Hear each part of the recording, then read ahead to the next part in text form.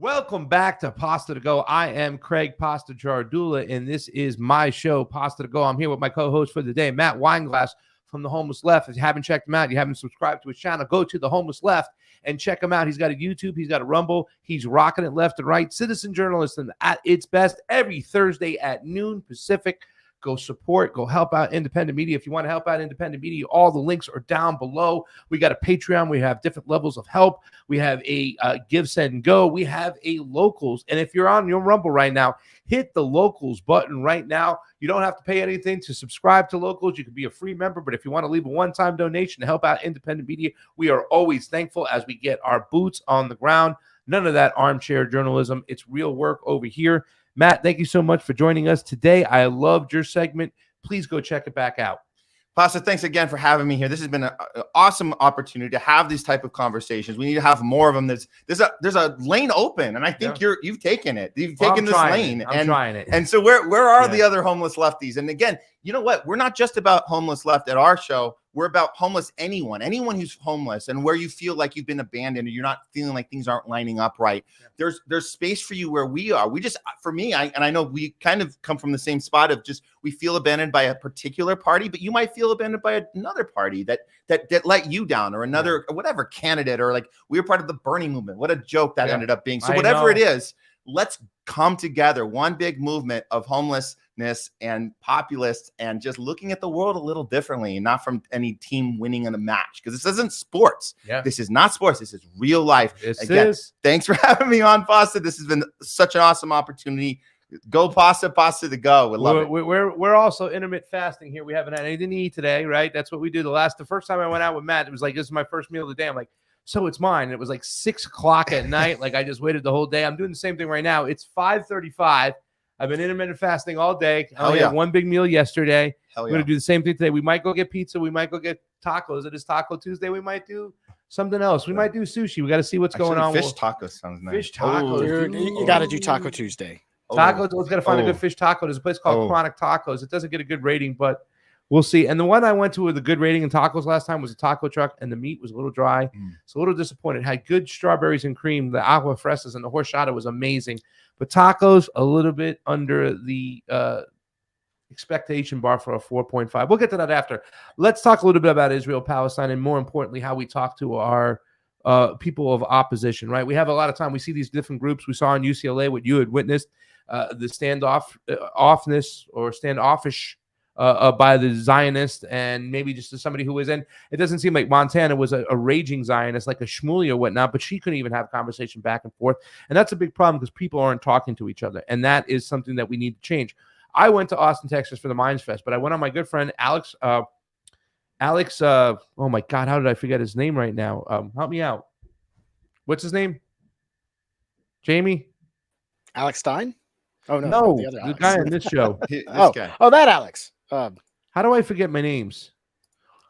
Strenger. Oh, my Lord. Alex Strenger is a Zionist. I met him at the Rebels for a Cause rally, which is awesome. Alex Strenger's been on my show before, too, as well. He's a great guy. I'll read it real quick if you can move that thing off. If you truly care about a ceasefire in Gaza, then you must be willing to talk with people who disagree with you and understand that it's perfectly okay to criticize your own side. And this is Yo Pasta and the Yo Pasta to Go show. Here's a little clip. What I would like you to do is, Jamie and Matt, if you guys can come up with the pros and cons from this conversation over here, and then we can talk about it. We did talk about the protest. Let's actually talk about what's been going on and the crisis itself, what's happening in Gaza. This is me, Alex Strenger. This is Pasta to Go. Thank you so much for watching, guys. Share the video. First off, I would just say that I think that whole addressing that starts at peace. It does start with the ceasefire. Really, it does. We have to stop the bombing of the kids and whatnot and everything that's going on. And really, to tell you me, everything they've been doing, what it looks like to me, what I've been seeing is that they really don't want. Sorry, I tried to upgrade the video quality on this. Hit your refresh button. It's doing 270p. I tried to set it up. Want to go after Hamas. They don't want to get rid of Hamas. They don't want to eradicate Hamas. It seems to me that they want. I'm going to have to start from the beginning, though, real quick. All right. I don't know why it's giving me trouble. It's been fine all day. First off, I would just say that I think that All right, here we go. First off, I would just say that I think that that whole addressing that starts at at peace. It does start with the ceasefire. Really, it does. We have to stop the bombing of the kids and whatnot, and everything that's going on. And really, to tell you me, everything they've been doing, what it looks like to me, what I've been seeing is that they really don't want to go after Hamas. They don't want to get rid of Hamas. They don't want to eradicate Hamas. It seems to me that they want to ethnically cleanse and they want the land. That's what I feel like more than anything. We can argue and debate that. But here's something I just want to agree with you on before you. Let me just say this, because this is very important, because this is why when I see you out there doing those interviews, when you came on to my show, the place that I think that we have an alliance on, or we agree on strongly, is when people say, does Israel have the right to exist?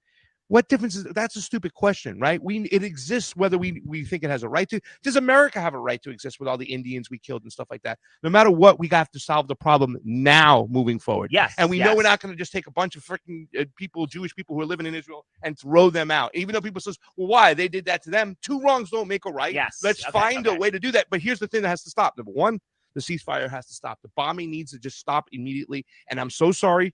Israel is the major aggressor in this one. Number two, the colonizing, the occupations, the throwing the Arabs out of their house in the West Bank right now, where Hamas doesn't even exist, and they're having the same brutal freaking treatment. Kids are getting arrested. Palestinian kids get arrested. People are thrown out of the house. That has to stop immediately. It all has to stop immediately.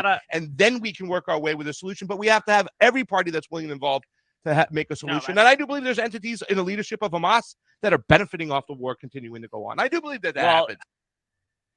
I just want to say really quickly is that I was answering a question. If you see the whole interview and just go to Alex Strenger's Twitter, I think you can eventually get to his locals who has it. He thinks he's going to put it up on YouTube. I was answering the question of, he was saying that whole thing, where they say Hamas, their leadership are millionaires and they, what I'm saying, they benefit from going to war and whatnot. They're dishonest. They're in Qatar. Like, he was saying that they're like some of the most richest people in the world. It's kind of what RFK had said before too as well. To paint this picture of the leadership of Hamas as just being completely corrupt, and they're pushing the Palestinians to do stuff that they don't want to do, that they don't know what they're doing, and they're the man behind the curtain, and they're, so I had to address that. And I did answer that question without having the proper knowledge of Hamas leadership. I've reached out to Vanessa Beeley. I said, Vanessa, can you please critique or praise this particular clip right here? I shouldn't have assumed that there would be entities in Hamas that want war, because I do feel like almost there's entities in every government that is, been infiltrated so much that they're going to want to be pro-war because they're going to benefit from it. So, I mean, I shouldn't have maybe answered that, but I did point out a lot of points I think that were really important, including the fact that Hamas is not even in the West Bank, and we have that going on. So please, Matt, if you'd like to take it away in your comments. Yeah, I'm gonna comment on the Israel right to exist and the Hamas, because those require a little more focus. But let's just get the home runs out of the way. Okay.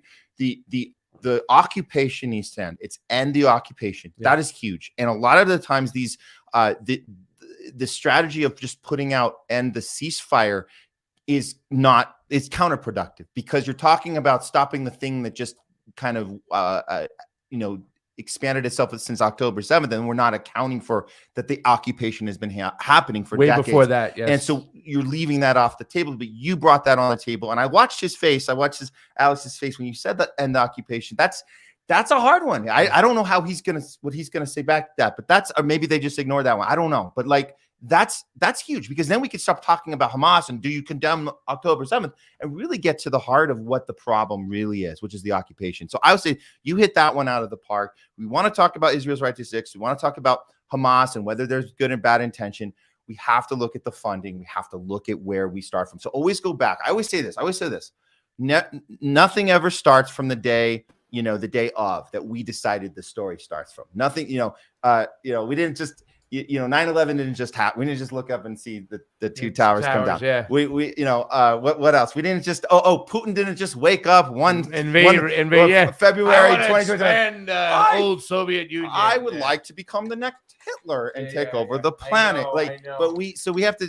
So let's not fall for that. And it's hard. October 7th is a hard one. It's a hard one. They are really good. They were from the very first moment. It's hard for some. It's not hard for a lot of other people who've been paying attention to this crisis for quite some time. But this is the circular logic we were talking about before. Circular logic is cutting you off and saying, but do you condemn October 7th? Do you condemn? It's like, that's not. We have to go further. So I think there needs to be a little more talk October about 7th would have never happened if it wasn't for what has been going on since 1948, even before, but especially since the Nakba.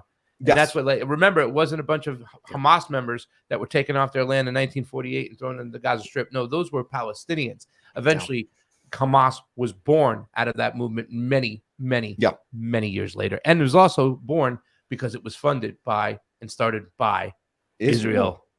You can also push back. You don't have to go back to the Nakba. You can say, well, what about the Great March of Return in 2018? I mean, those were peaceful protesters, and their only ask for their only demand was, we want to be able to leave Gaza, and they were met with sniper fire from the Israelis. And they were taking out hospital and paramedic personnel, journalists too as well, teachers. A journalist has died every single day since October 7th or something going on in Gaza. Something ridiculous right now. They don't care about killing innocent civilians. They don't care about killing journalists or hospital personnel. They don't care. They haven't cared for quite some time. It's really hard to defend that position. And the other pushback you can give is that, well, the Palestinians have been experiencing an October 7th every day since October 8th. Yeah, that's true. I like that one guy. What about October 8th? What about October 9th? What about October 10th? What about October 11th? Wait, I got more questions. What about October 12th? What about October 13th? Like he was doing that. I know, but I'm not going to do that for 200 some days. That was pretty good though. It was good. I came up with an idea just now. I got an idea. We should have a light bulb. Bing. Over his head. This might be good. I just flushed this out in my head. Okay, so we talk about Israel's right to exist. This is what, and I think I learned the strategy of this by being on that campus with UCLA. Those Zionists were so long. It was so many hours. I had all this opportunity to kind of process each of their arguments, each of the thing they're trying to throw me off on, and how I keep my cool and come back, and all these deflection. And I'm realizing, man, when we say Israel has a right to exist, one of the techniques I picked up was always step back, go macro on them. Yeah. So here's an idea about when you get asked this question, does Israel have a right to exist? You didn't just say it doesn't have a right. Here's the answer. Step back, go macro, and say, shouldn't we put in place to any country, any government, that they have a duty to prove to the people that the people want it to exist? They have a duty to the people. Our government does. If we want America to exist after all the atrocities we've committed, so you had that right. You had that first part right.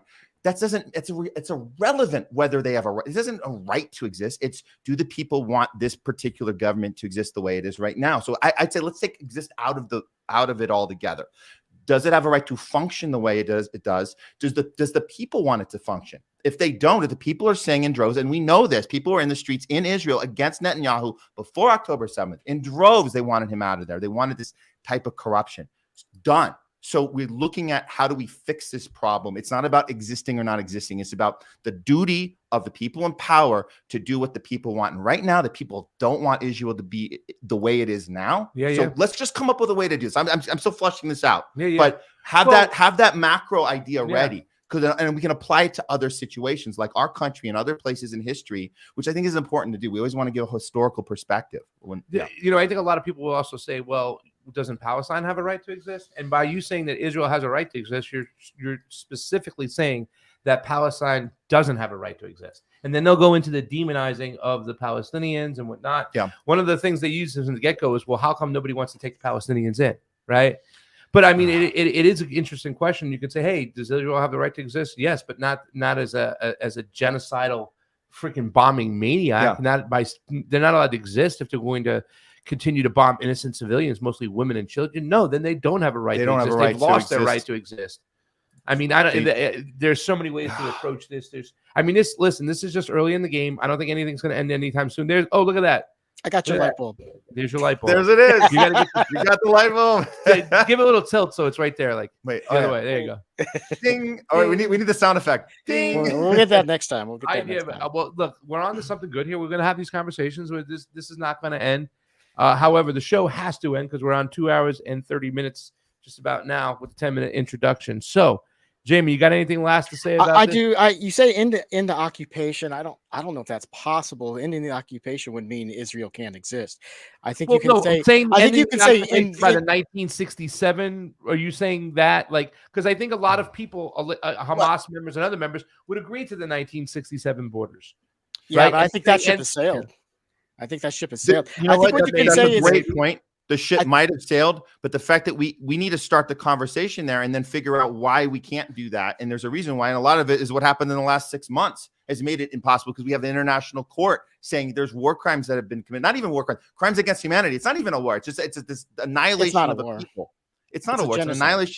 annihilation of a people. It's a genocide. The international court is saying it on record. There's going to be, this isn't going away. So yes, in a sense, that ship might have sailed already, but we need to bring it up as that's the principled place to start. Then we can figure out, okay, then if we can't do that, then I guess we need to try people for crimes against humanity, and then see what happens after that. well, what I was going to say, instead of in the occupation, say in the apartheid. And They the cannot apartheid. exist as an apartheid state. And I don't know about you guys, but Jewish people have been on that land since before the Roman Empire were there, right? Oh, but Right. not the Jewish people there that are now in power. They're from Europe, right? There's some of them from parts of Russia and Ukraine and whatnot. They're not like Sephardic Jews that were there for so long, and they existed peacefully at one time. I remember hearing a Hasidic Jew talk about when the Jewish people would babysit the Palestinian kids when they had their events at night and vice versa and stuff. They lived amongst each other peacefully. And there's a lot of Hasidic Jews that live inside Palestine and are pro-Palestinian and have been beaten down by the Jewish state, I don't want to say the Israeli state. I'm sorry. It's really, to tell you the truth, being pro-Zionism has nothing to do with being nothing to do with pro-Jewish. I mean, it's Nothing. really, at the end of the day, and so when they say you're being anti-Semitic, actual thought process of Zionism is anti-Semitic itself. If you look at the root of the words, once again, going back to redefining words in this segment, just like in our segment and all the segments, everybody's redefining everything out there, ladies and gentlemen. Right? Truth is what feels good to me. Yeah. And who gets the part right to redefine The stuff? part that drives me nuts about the anti-Semitic thing is Palestinians are Semitic people. So if you're pro-Palestinian, you are by definition a pro-Semite. If you're anti-Palestine, you're anti-Semitic when they got it flip-flopped. It's just, it's crazy.